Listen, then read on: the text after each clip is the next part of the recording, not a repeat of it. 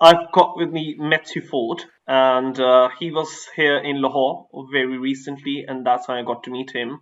And I knew instantly that I wanted to have a talk with him for my podcast. And it's just the subject matter that his book deals with, which is war in the age of smartphones. And I think that we talk a lot about smartphones from the mental health aspect, from the aspect of news, fake news, disinformation, but war, looking at smartphones and their link to war. I think that's a very unique take, and certainly one which perhaps we might otherwise have missed out. So the book that Matthew Ford he's written, it documents just how war has been shaped up and how it has affected not just the military, not just stakeholders in those operating the war zone, but how it has also influenced us, not only as consumers of information related to war, but also as producers of disinformation a lot of times, and information relating to the same, and how we get dragged into it. Even from the comfort of our homes into the war zone. So, without further ado, I just like to jump straight in. Just tell our viewers what your book is about and what your take is on how smartphones are shaping up not just war narratives, but actually war, armed conflict that takes place on the ground. Muneeb, thank you very much. It was great to meet you in Lahore a few weeks ago, and I'm very grateful to you for giving me the opportunity to come and chat. I wrote the book because I was getting frustrated with the imagery that I was seeing on my smartphone. I mean, what was I watching and how accurate, or what was it? Was it disinformation, misinformation? Especially the granularity of imagery around what was going on in principally Ukraine, because that was when I started. I had a previous book that I just published called Radical War with Andrew Hoskins. And I was talking about that book with the US Marine Corps and others, and thinking to myself, crikey, how wrong is that book? And as I started watching what was going on in Ukraine, I realized there was a lot going on that was actually, we really hit the nail on the head on. And so War in the Smartphone Age, this book that I've just published now, is sort of my reflections on how to make sense of what I was seeing over the last 3 years. And I realized I needed to write that down. And I needed to write that down in a way that was accessible, because if I was confused and I'd spent a fair bit of time looking at it, then, if you were just seeing this stuff coming into your feed without any context, how the hell were you going to make sense of it? And so War in the Smartphone Age is really an effort on my part to try and talk people through my reasoning for trying to understand how wars, not only are they, how they are, propagandized, which is something that we would be familiar with over a long period of time, but also how they are conducted under digitally connected conditions. And just to finish that last point off, it seems to me that there's a huge amount of conversation about AI and war at the moment, and maybe you're picking up on that as well. And that's itself intensely interesting, but also frustrating, because it's very hard to understand precisely how that will shape the conduct of war. In my view, the principal challenges around that are going to take some considerable time to pull through into how the armed forces actually not fight, but also are organized. There's a whole series of things going on that are difficult to evaluate right now, principally because the messages around AI and war are complex and really rather, they're very big and bold claims. And my suggestion to people is that actually seeing how AI and war will come together and shape the conduct of war is going to take a fair bit of time. And between whatever the promises are of the AI evangelists delivering and where we are now, we're kind of in this liminal moment where, anyone and their smartphone is kind of shaping things. You've got AI slot driving conversations, and yet AI has not quite come through into how things are fought. So in this space, which is very confusing, there's quite a bit of work that still needs to be done before we can get on to whatever this new age of war in the age of the AI is going to be like. So that's what prompted me to write this book, and that's what's shaping my thinking around what I've put down. So one of the most interesting aspects of a book is at the very start, in the introduction, you talk about what had happened in Lebanon, with the militants and their pages they blasted, and how particularly Israel, which already has, quite an effective paraphernalia of monitoring and surveillance, how they also seeped into the phones of the enemies that they were fighting. So, Yeah. and that had fatal, disastrous consequences, not just for the militants who were in the thick of it, but also people in their surroundings, including children. And so, what do you think?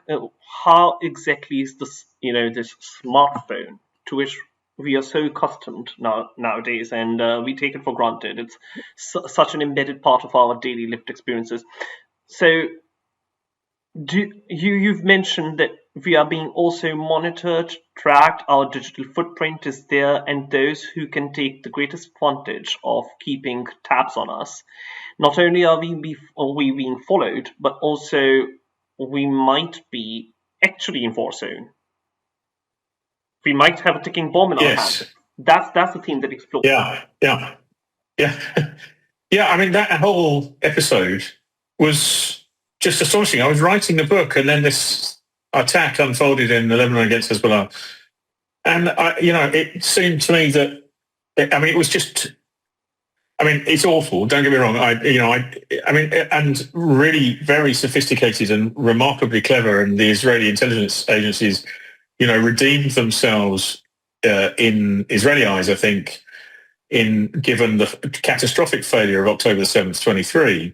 So they redeemed themselves. On the one hand, they completely missed the attack by Hamas, but on the other, they kind of showed how effective the intelligence agencies could be, because what they showed was that they understood everything about Hezbollah's leadership structure, command structure, everyone who was involved. They understood every different aspect of Hezbollah, right? I mean, from top to bottom.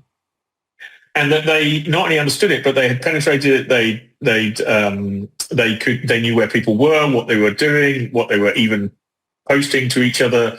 And Sheikh Nasrallah, the leader, the now past leader of Hezbollah, was very clear.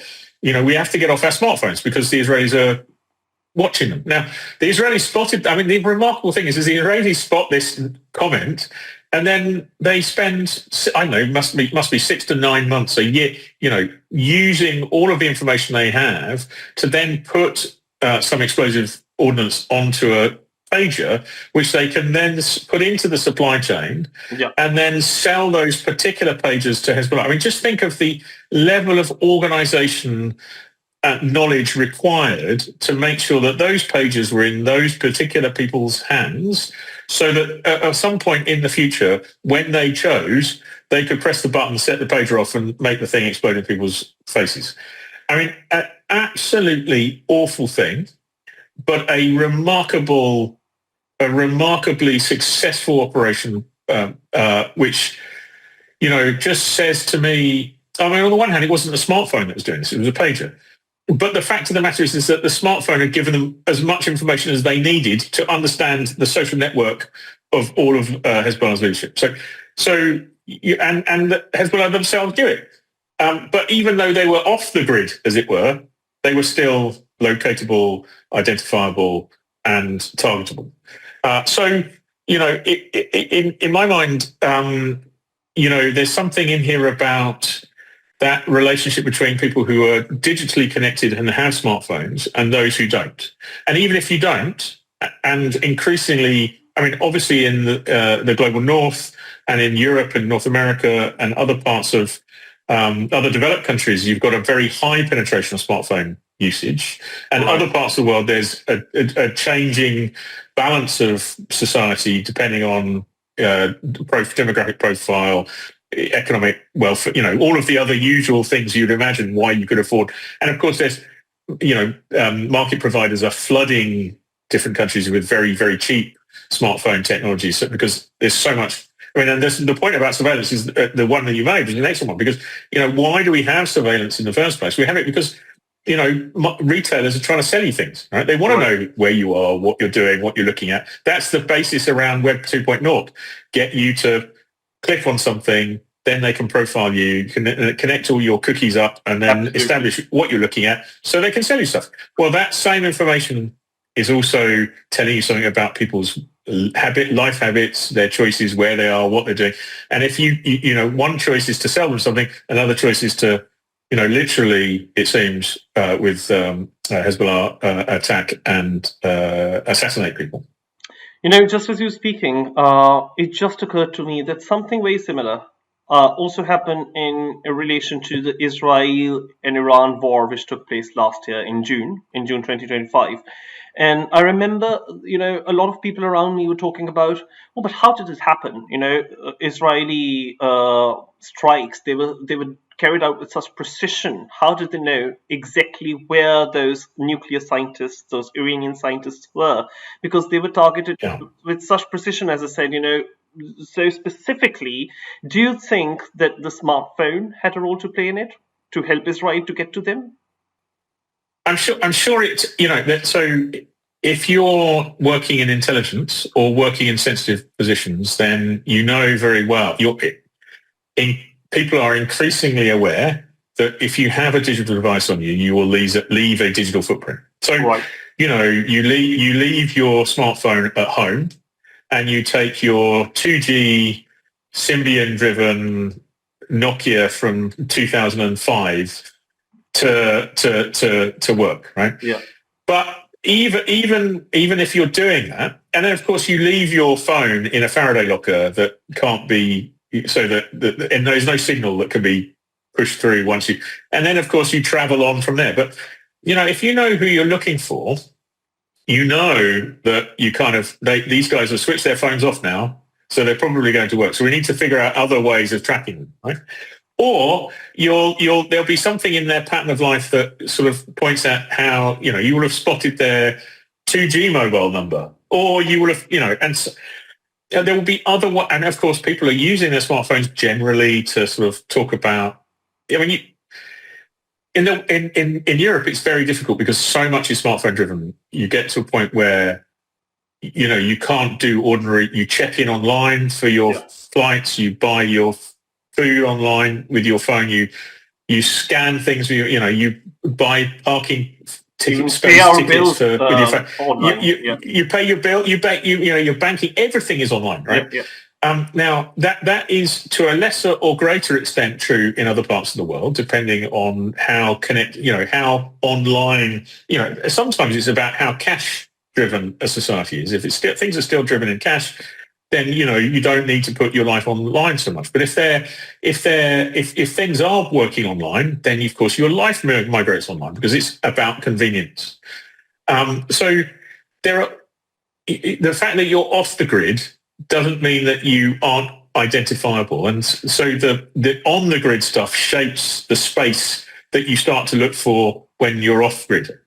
I mean, I put to you. Osama bin Laden, right? He was off grid, right? In 2011, but because he was off grid, it took them longer to find him. But because he was off grid, didn't mean he was unfindable. You just had to look for a different kind of pattern. And once you spot that pattern, then you can go, oh, that's where I need to start looking. And that's true for Iranian scientists, Iranian military leaders, political leaders, all the rest of it. So, all right, so you've mentioned Osama, and takes me back to what had happened on 9/11 and how that shaped up the world. And I must have been around 11, 12 years old myself at the time when that happened. And I just remember, the ease with which we could travel before that, particularly people from my part of the world. Mm-hmm. I also remember that, I had people in my classroom, my fellow pupils, and if their name was Osama, they had to change that name as well. And there was and there was surveillance out in the open. So everybody felt that they were being spied on for absolutely nothing, for doing absolutely nothing. But surveillance, and that too, which was on steroids, owing to George W. Bush's new national security strategy that he came up with in 2002. And in your book also, it's very interesting that you've talked about how that provided an impetus for the US administration of the time, all the way to right now, to increase the surveillance operations. So when do you think the groundwork for war in the age of smartphones, as you put it in your book, had been laid down, or the foundations of it were laid down? So I mean, it's a good starting point in 2001. And it clearly created the conditions in which mass collection of information about populations became acceptable for its own sake, because the Twin Towers justified anything. Now, but that, there's doing that, and then there's the technologies that enable you to do that at scale with a degree of granularity that you can't just by, I don't know, FBI pulling people's book choices from the library, which is, oh, look, they're reading something slightly radical, dangerous. Someone's decided to get a book, Karl Marx off the shelf. I mean, is that an indicator of radicalization? God knows. Right? Really the technologies that enabled this come as a result of Web 2.0, which allows you to literally pick out pages, sections within a page, right? So if you remember, Web 1.0 was literally an HTML page which you had to go back and up and down, scroll through. Web 2.0 allowed you to literally link and hyperlink to particular bits of the page. And that effectively created opportunities for feedback loops between what people were looking at and what specifically, and where they were bouncing between different web pages. Right? So you've got that feedback loop, which creates enough information to start to allow retailers to sell things to you. Right? So and this is whereas Web 1.0 was a free for all, and it was an anarchy, and there was an opportunity for cyberspace to be a new frontier in democracy and, free living and all the rest of it. Web 2.0 effectively allows corporate America and the corporates generally to start putting their arms around the technology and start to get some control and be able to monetize some of these things.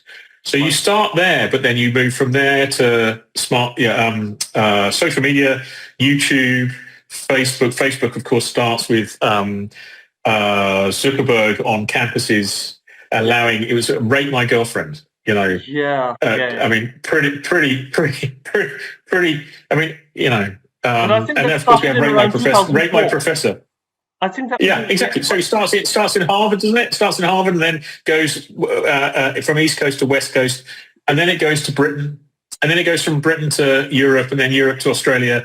And that from there it becomes open to the world, and the ambition is to get everyone on there and to use Facebook as the internet rather than the internet itself. So the window into the internet becomes Facebook. So, and of course, once you're on Facebook, it's an environment where you can track everything that people are clicking on and all the rest of it, which makes it even easier to sell things to people. Sell people things. You combine that with YouTube, and suddenly you've got video broadcast. And crucially, I think you have digital cameras and smart and phones, 2G, 2.5G phones. I mean, so some of the things I've been talking about, there are antecedents during the global war on terror. So the point in Iraq was for insurgents to attack Americans and most importantly, film the attack and watch Americans getting blown up, so that could then be dropped online, which would then encourage people to think actually the Americans are defeatable, and then it becomes a media event and a propaganda opportunity rather than how do we literally kill more Americans. Obviously, that would be one of the goals as well. So then you have this media spectacle. Now, if you have all of that. You have your smartphone, you have your phone with a camera. Of course, they had cameras before, but cameras and the capacity to connect to social media, then you have the means by which you can produce, publish, and consume media from one device. And that starts to pull through, you have social... When did Twitter come around? 2009, was it? Sometime 2007, 8? I'm trying to remember. And then you have this digital influencers emerge, and then it's about how to create traction online on social media. How do you... and suddenly you have all of this stuff coming. And of course, that's on the social media side of things when, during peacetime is one thing, but you can do the same stuff with war. You can push imagery of death and destruction. And, who knew that people liked seeing pictures of? I mean, they don't. They're horrified, but they still click. Yeah. And that's the important point. So, this stuff has been going on for some time, but it's because it's been going on for some time, we've kind of grown immune to it and forgotten how it's come about. And I suppose War in the Smartphone Age, my book, is really an attempt to try and sort of tell a history of the present. How did we get to where we've got to? So that instead of getting confused by all of this stuff, we can, actually, that was a kind of key moment in this trajectory of technology and social media and war.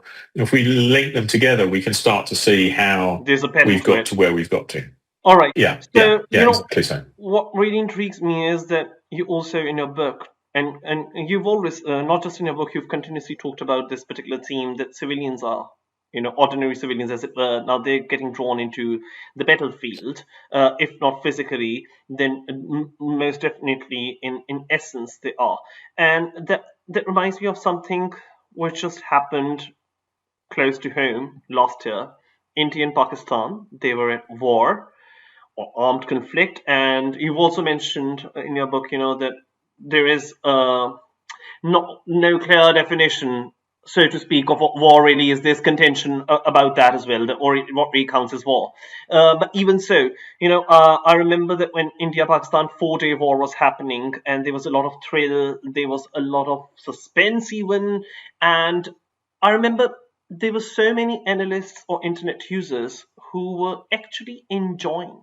They were actually enjoying the warmongering or the war frenzy, and they were feeding into it.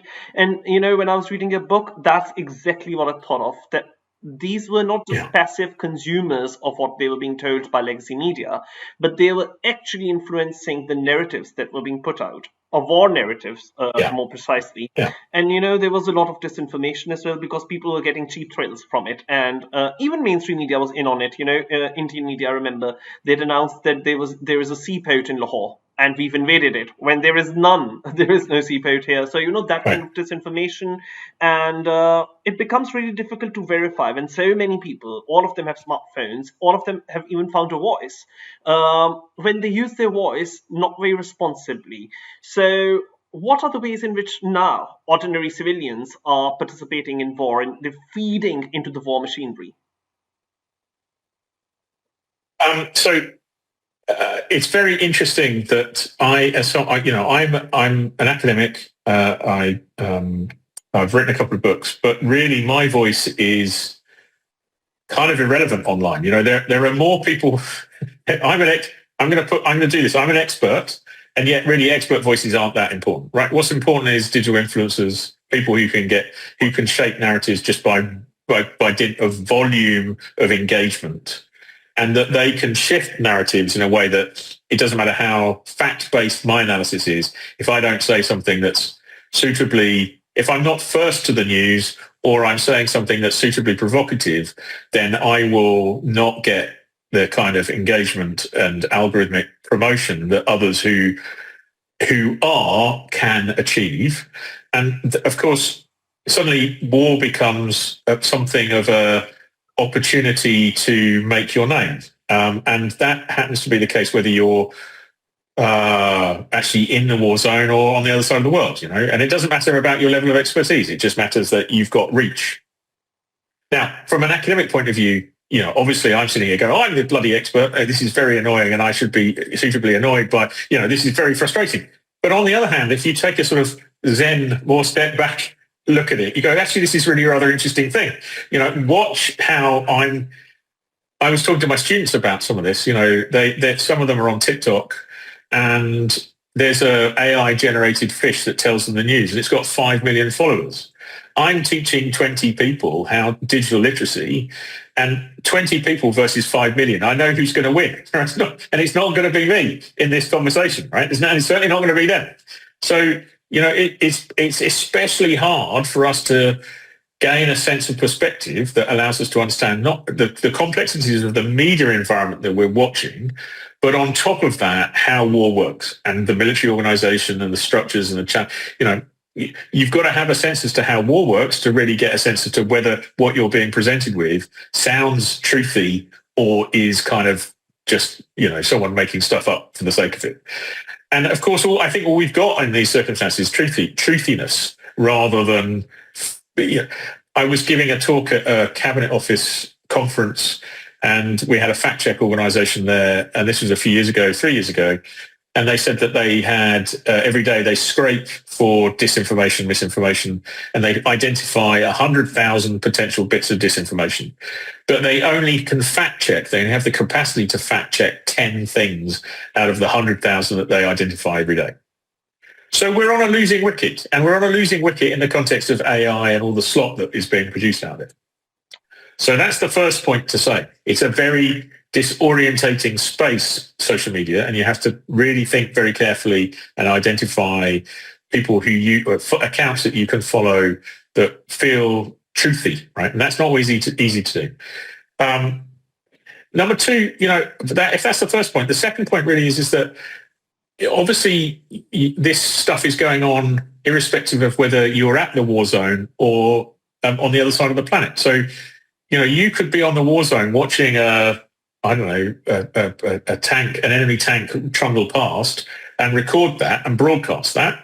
And that's an accurate statement given that you're actually there on the ground of what's going on. Someone else on the other side of the planet, if they don't connect to you, they might not spot how to amplify that or might discount it as just being a bit of disinformation.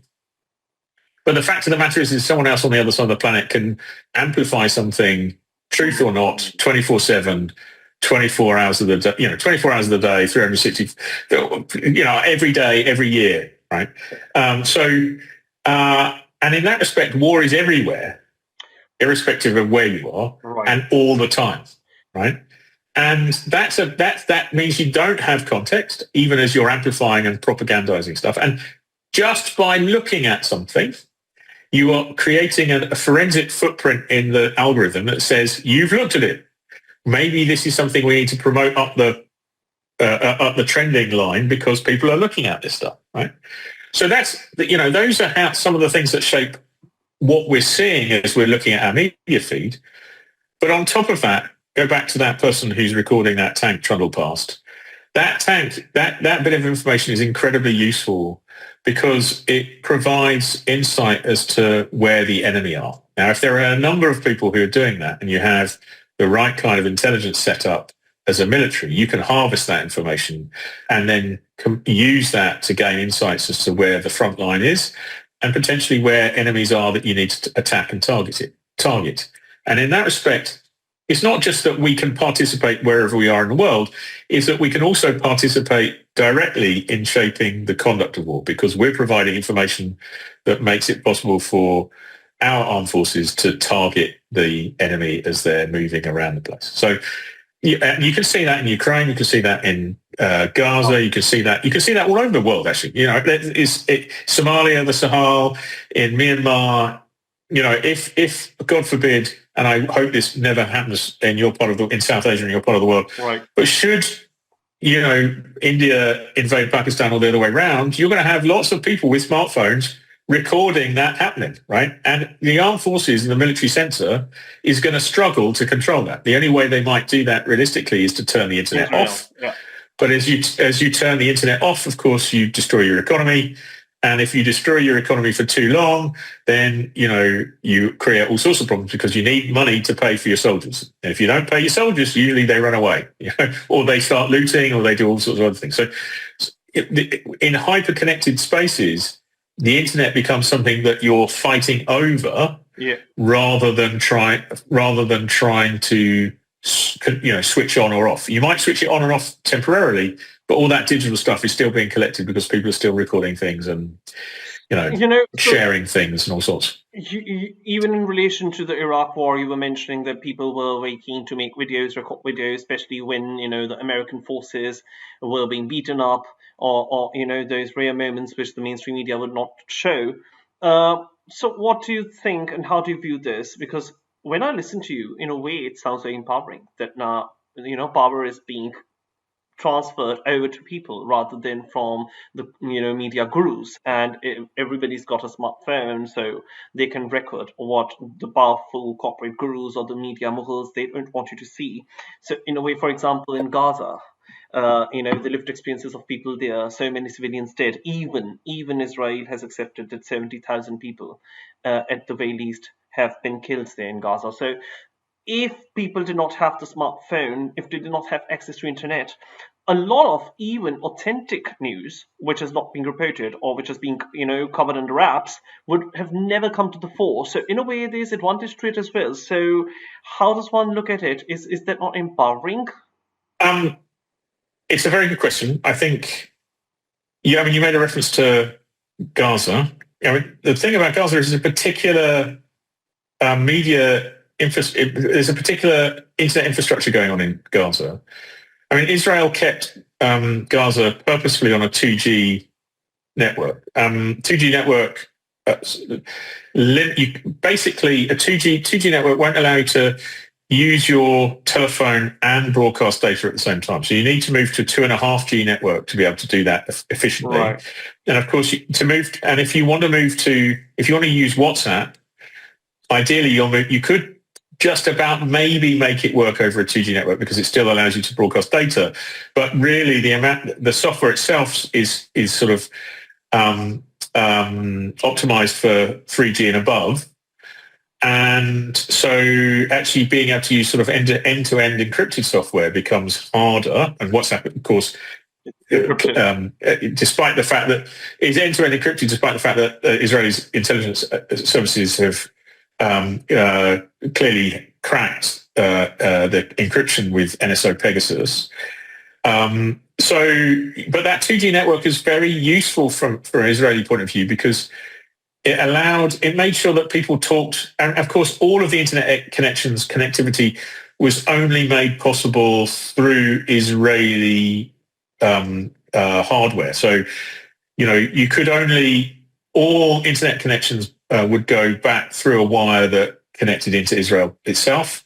And if you did have a smartphone and you wanted to connect to a 3G, 4G, 5G network, you'd have to go up and down along the border with your phone up like this and hope that you could hook onto the network that was in Egypt or Israel, and that you had an appropriate SIM card that would allow you to access those networks, which is not impossible because, of course, before October 7th, there was a degree of movement as a result of Gazans looking after Israeli kibbutzes and others, maintaining some of these properties and the rest of it. So there was a degree at which you could access things off a 4G network if you had your phone, or you could. But if you use Wi-Fi, you still end up connecting to an Israeli internet connection unless you bounce the Wi-Fi from Egypt, right? So from router to router to router, which you could do.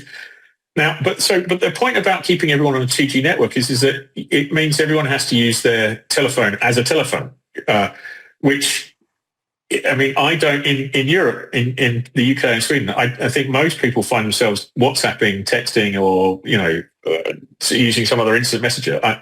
I'm trying to remember the last time I actually had a phone call with my daughter, for example. So, it's kind of, there's those sorts of things that, you can't do. You're using your telephone like it's a telephone, or you're texting, right? Now, in both those circumstances, you can transcribe that you can transcribe the voice conversation onto a Word document, which allows you to create digitally do that without actually having to have someone type it all out. So effectively, you can create an enormous database of every conversation that everyone's ever had with everyone else all the time, which allows you to build an enormous social network of who knows who and under what circumstances.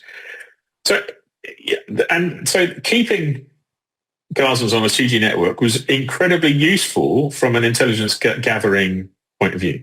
So it's even more remarkable then that the Israeli intelligence agencies completely missed what was going on prior to the attack on October 7th. But of course, all of that itself then shapes who's reporting what, under what circumstances in Gaza. And the one challenge, Gaza itself is a very challenging environment insofar as all of the access points into Gaza are controlled by Israel. So if you were a mainstream or legacy media journalist, I'm taken with Trump's way of framing these things. If you're a legacy media journalist, you're not going to find it easy to get into Gaza because unless you're embedded with the Israeli Defense Forces themselves. You're not actually going to be able to free roam wandering around trying to gather stuff. The only way I've seen legacy media media organizations gain access is to have a stringer who's local. A stringer is a local journalist who's from the population, who's usually he's a local native providing. Yeah. Exactly, it's providing background, and sometimes then of course they bring in the actual regional journalist, and the stringer and the regional journalist work closely together in order to get the story out. But those stringers are essential for gathering sort of underlying news stories, and that's the only way I've seen legacy media actually deal with the very heavy censorship that's being put in place by the Israeli Defense Forces. But I suppose the question then becomes, what's happening? People are still recording things, but they're just unable to upload them, right? They can't get access to internet, not easily. And if they did try to broadcast something on the internet, there's every reason to expect the Israelis would find some way of taking it down or whatever. But the one thing I would say is that the digital is very leaky. Once it's been captured, digitally captured, it's going to come out. It's going to come out eventually, right? So it's not, and you can see this in Iran, right? The Iranians have shut down the internet completely for multiple occasions, and most recently in association with the revolt, effectively, and the putting down this revolt. But that hasn't stopped of course, we might not see as much stuff as we might if everyone was connected, and instantaneously connected. But there will be an absolute boatload of material that is on people's smartphones, which the Iranian regime do not want us to see. So at least that much has come out. But it's all waiting there. That story is going to happen, right? And it doesn't matter how much the Iranians are going to try and control for that story. It's going to happen. They have lost this media campaign. I 100% guarantee it. And do you They've think lost that media campaign? Not now, but in 5 years. Do you think this is what has every single regime worried, including the United States, where ICE have been shooting people in the face for video recording things and ICE raids on their mobile cameras? And do you think this is exactly why they are all rattled? Those in power. Yeah, absolutely. I mean, the fact is that the technologies that the Americans and the Coalition of the Willing tested in the Middle East, right, are the exact same technologies that are now being employed at home, right? So they take the global war on terror, and in order to sustain that war on terror, how do you keep this politically mobilized? You take the terror and you domesticate it, right? So you bring the terror home. It's a bit like the French Revolution. The politics of the terror are such that you can keep driving a new form of populist politics and exploiting whatever mess you create out of that. And all these technologies that have been employed overseas are exactly the same technologies that are now being employed at home. Absolutely. And so Palantir is the most obvious example of a company. Palantir. Because that is also being linked a lot to the Epstein files, and particularly Lord Mandelson. And so all of this is interconnected, and many people again might have missed this out. But the thing is that once Epstein files have gone out, people are talking about which are very important topics. They're talking about how young girls and the girl child, they were trafficked, there was sex trafficking, there was modern slavery, every ill that we can think of, and huge names and big politicians are involved in it. But many people are not noticing that this also had a lot of links to the war machinery, because Lord Mandelson, who is at the center of whatever dilemma that British politics is going through and Sir Keir Starmer is going through, Peter Mandelson was also linked to a lobby group, which then had links to Palantir. Palantir also, stores data of NHS patients, and that's why they have been in a contract with the UK government for successively. Now, Palantir is also, it's being said, closely aligned to the Israeli state, and for years. Now, how do you see, the whole Epstein files topic linked to data gathering and data collection? Do you think that all these people who have been committing all sorts of horrific acts, they've also been at the center of keeping tabs on us, gathering our data, involved in surveillance, and it's the powerful feeding the powerful and giving rise to a culture of impunity. Do you think all of these things are interlinked? It's clearly, I mean, it's impossible to deny the relationship between Mandelson's PR business and the representations he's made into the UK government to persuade the UK government, principally the UK Ministry of Defence now, to buy Palantir software. I think it was £750 million worth of contracts over the 5 years. So, and of course they've been selling the same stuff to the NHS.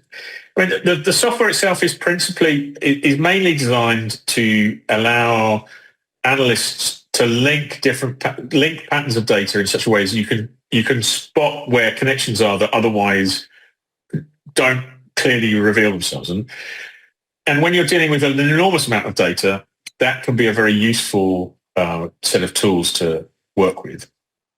Now, how this works in terms of selling, I think, is an interesting point, and how that relates back to Epstein is also worth for sure. I can see why you're making those connections, but I think those connections are indirect rather than direct. All right. So Epstein, it strikes me as being, what was the point? I mean, apart from being a paedophile and, all this awful stuff for women and girls, the fact that it seems to me is that he could exploit that for blackmailing purposes and exploit the opportunities financially that emerge out of that. And that's clearly the problem facing Keir Starmer right now, because Mandelson looks like he has emailed Epstein commercially sensitive information about government choices around bonuses for bankers. And if that presented opportunities for a American investment bank to lobby government to persuade the government not to go down that route. Now, but so that's that you can see in that a microcosm of how it works. And and in that respect, I don't think necessarily. I mean, we'd need to see the evidence. So I don't think Mandelson is blackmailing anyone in government to buy Palantir software. Right. But clearly, the opportunities exist for connections to be made in contexts that otherwise would not be possible, that Epstein made possible. And without going into conspiracy theory, clearly those possibilities are undemocratic in nature or counter to how to do transparent good government, right? Having a conversation on an island in the Caribbean that leads to, shifting money from one part of the world to another and a commercial decision being reached is not helpful for those of us who are trying to do deals on the basis of not having access to that information. It's clearly insider information in some way, shape or form. And all of that is deeply, deeply problematic. But is there a direct connection? I think we have to wait. Whatever it was, however many, is it 1 million files? I don't know. I think we have to wait to see how far people get. And clearly, from what I've been watching, the Department of Justice hasn't released all of the files. So the rest of those files are open to congressional oversight, but they're not being released. So I don't know what we're supposed to make of that.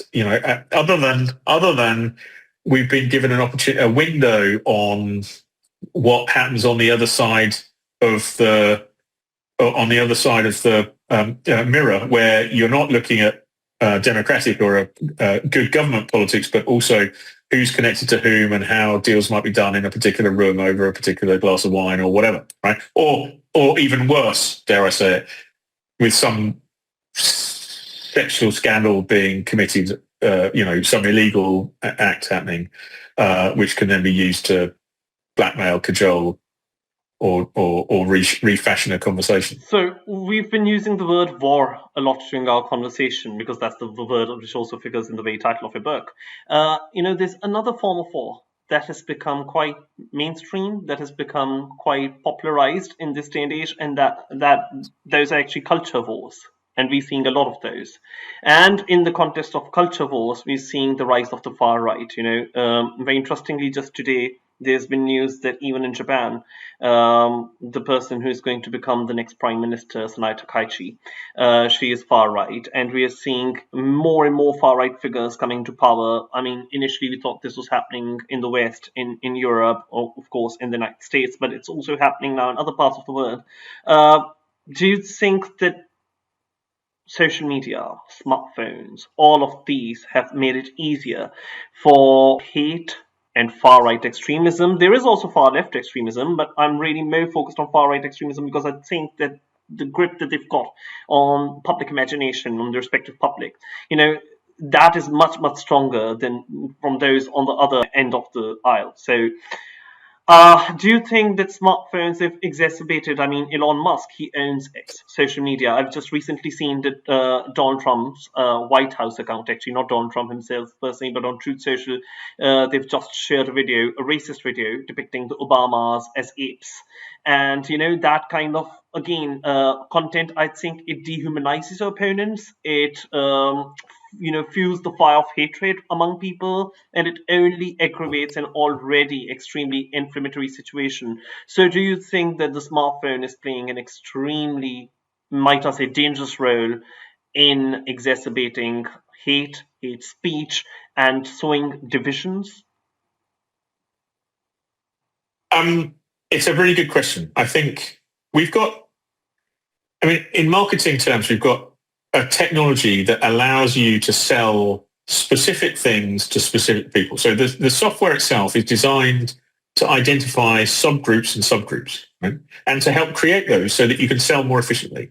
This is sort of micro-targeting of marketing, micro-targeting, messages, so that they reach you in a particular kind of way that can trigger you in a particular kind of way, right?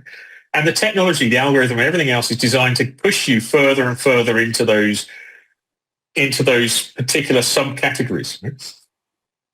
And of course, the technology doesn't want you to, it's not designed to help you share your understanding. It's designed to help you meet others who have your existing points of view, right? So on the one hand, the technology itself looks like it is creating these things.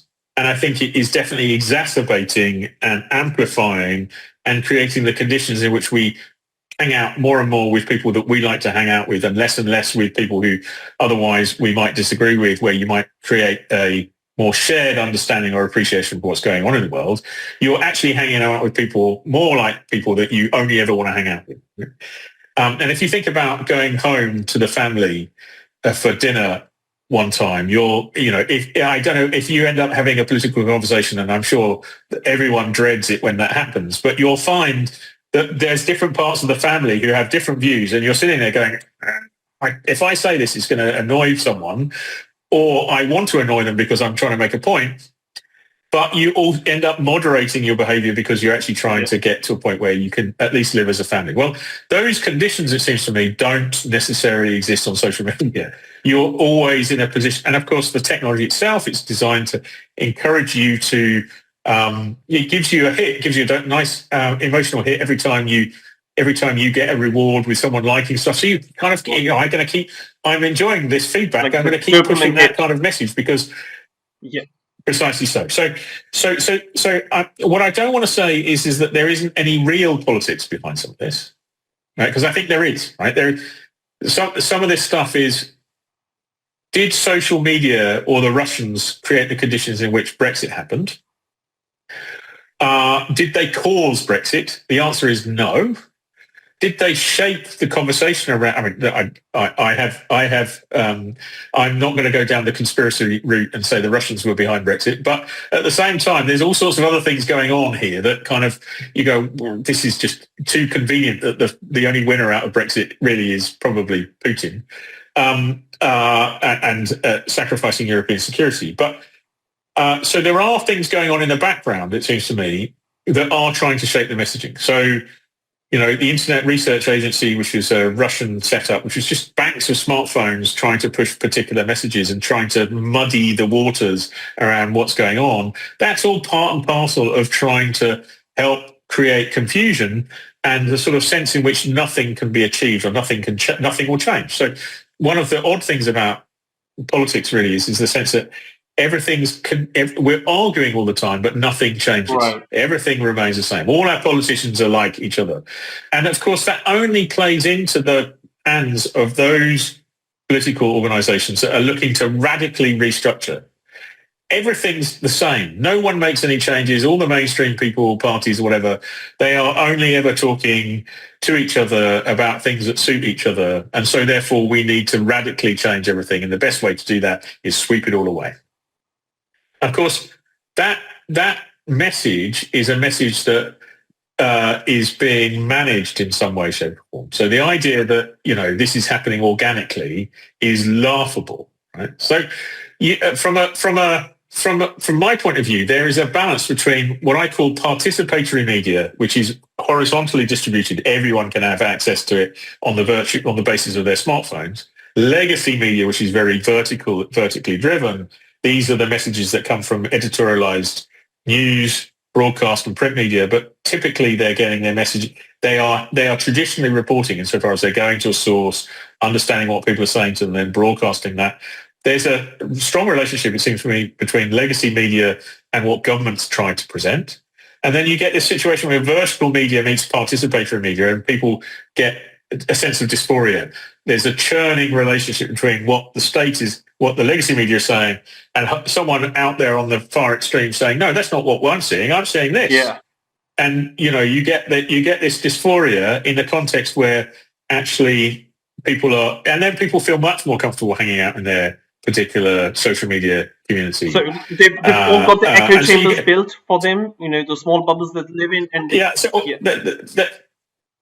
they connect and create and they self-identify, and of course, it's not specifically national, it's transnational. So, the networks that you have, and Pakistan's a very connected society with a whole swath of different parts of the world.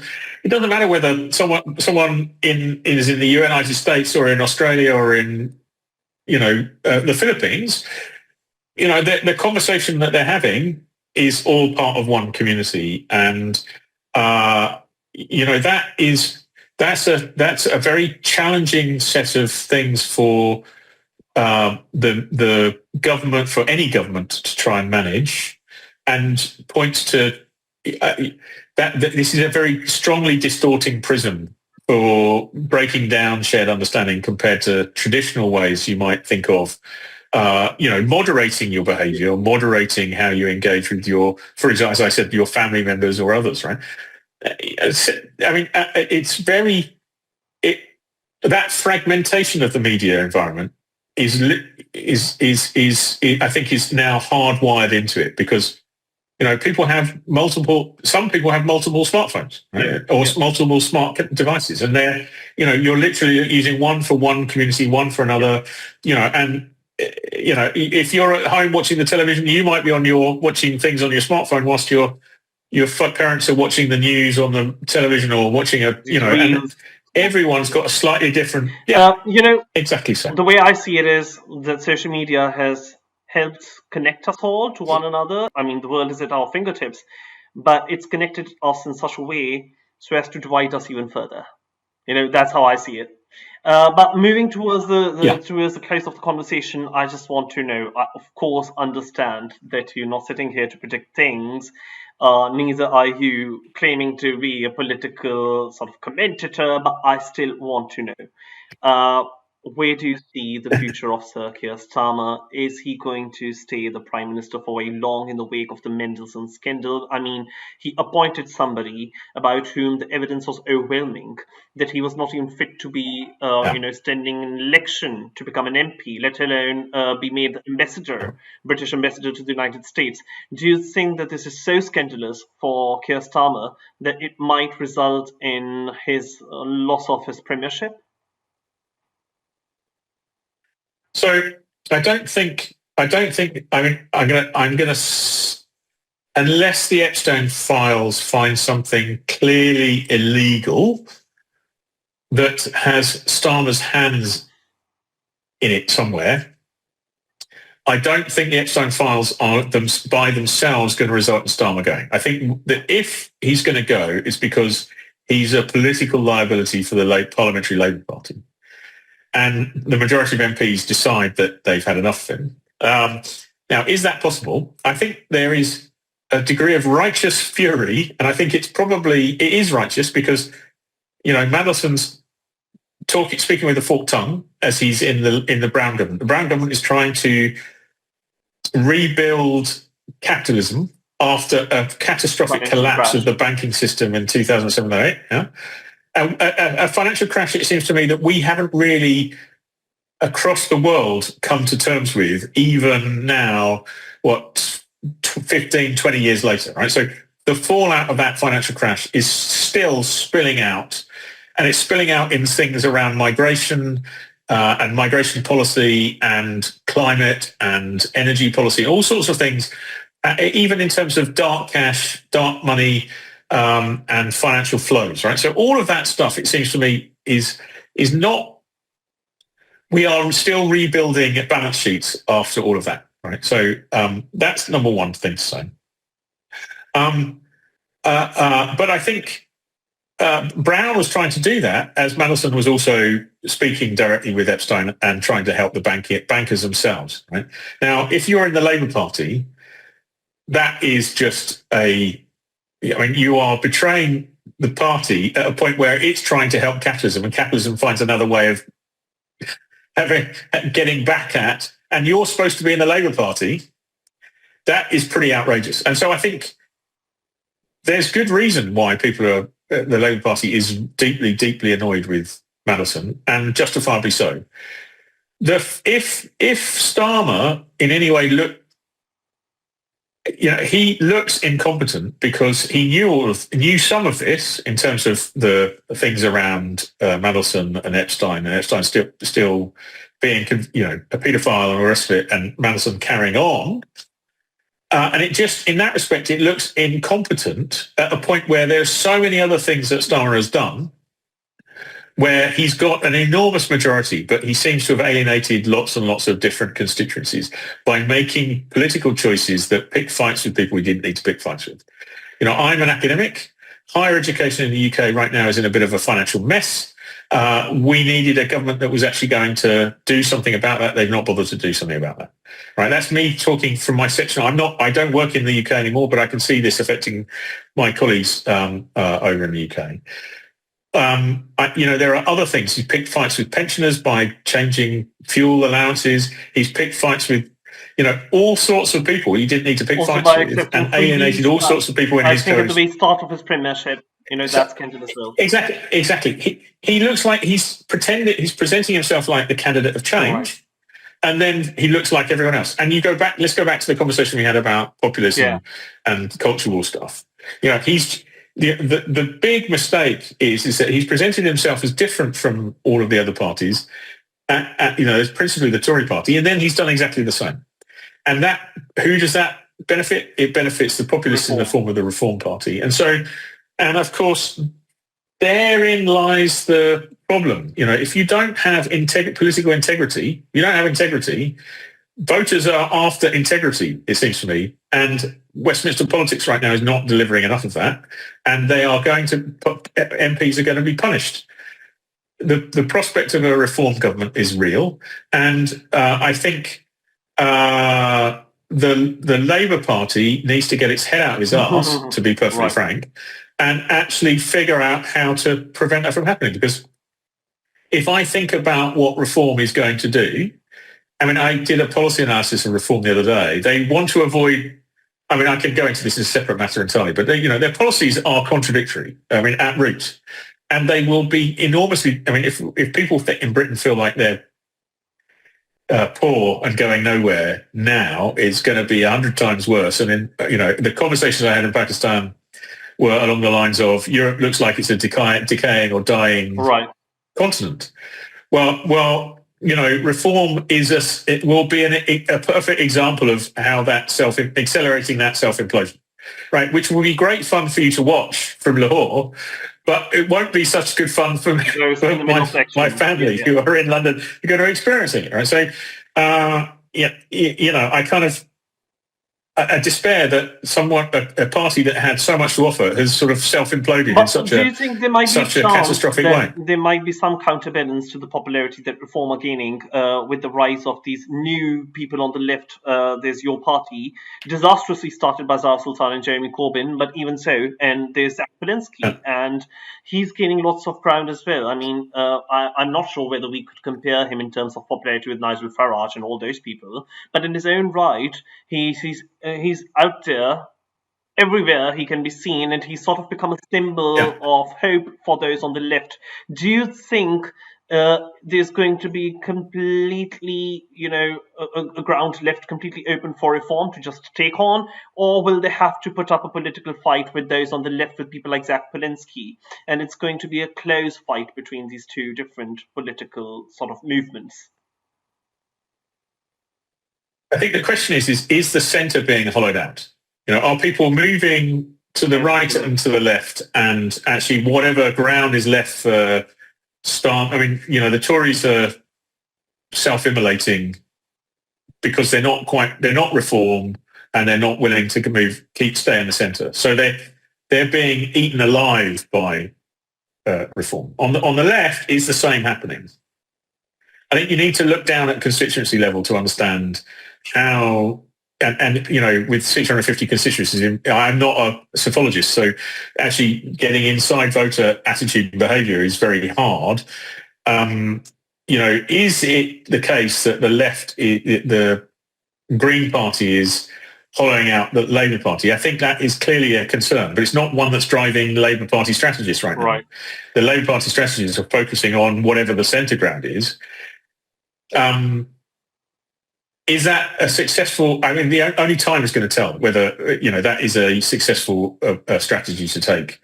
Is it possible to? What Labour need actually, in many respects, is for the Tory party to get a grip, because that will help divide the right. And unless the Tory party do get a grip, there's going to be a challenge from the right. If that happened, then I think the Labour Party could refocus its attention on the Green Party and Jeremy Corbyn and all the other people. I just sort of think that those on the centre, be it the Tories or Labour Party, they're becoming irrelevant because for the past couple of months, actually, they've been trying to Reform at their own game, and they are miserably failing at that. Tory party, I think, has become redundant because in any way, those at the centre stage within Tories, within the Tory party, they've defected to Reform. I mean, Nazim Zahawi, Suella Braverman, all these people, Robert Jenrick. So I don't even think that the Tory party looks complete anymore. It just looks like a shadow of what it once used to be, because the Tory party is effectively Reform now. So I suppose the question, one thing that's making Labour voters uncomfortable is how Tory-like the Labour Party going to become. Oh, right. So they're moving there. Yeah. So if they're moving that way, I mean, there are policies that I fundamentally 100% disagree with that I think are strategically, and I mean what I mean by that is in grand strategy terms, in terms of looking after the economy, creating the conditions in which will guarantee European security and making positive contributions to global security and progressive change in Europe, in the world. It seems to me that there are fundamental problems going on in Labour Party's policy choices, right? They are not working. And I profoundly disagree with them. But, if the alternative is Reform or the Tories, and I'm kind of like, I'm not sure that that's necessarily any better, given, my own political preferences, which are more aligned to doing something positive in the world. Some of these guys are thinking very in nationalistic terms, and that just says a lot. I mean, that feeds directly back to your point about populist politics. The world has definitely moved on a considerable way from the 2010s. This last 15 years has been remarkable in world politics. I mean, it's people like Elon Musk, and they openly participate in the United Kingdom rally virtually in order to lend support, not even to reform, but actually reform on steroids, which is Tommy Robinson and Advance UK and all those groups. So I think that these are extraordinary times that we're living in. But thank you so much for joining me and for giving us an insight into every single topic that matters, that everybody's worried about, that everybody's concerned about, and that everybody wants to know more about. Had an extremely productive, interesting conversation with you today, and hope to see you soon. Muneeb, thank you so much for having me on. I'm really grateful to you for taking the time to have a chat, and I hope I can get back to Lahore sometime soon. It's a fabulous part of the world. Really loved my time, and it was a great pleasure to meet you and others at the Literary Festival a few weeks ago. Hopefully, you'll be coming to Lahore soon. I mean, I'm hoping. Let's hope for another festival where we can come, think, question, because that's the tagline of Think Fest. But yeah, thank you very much. Goodbye.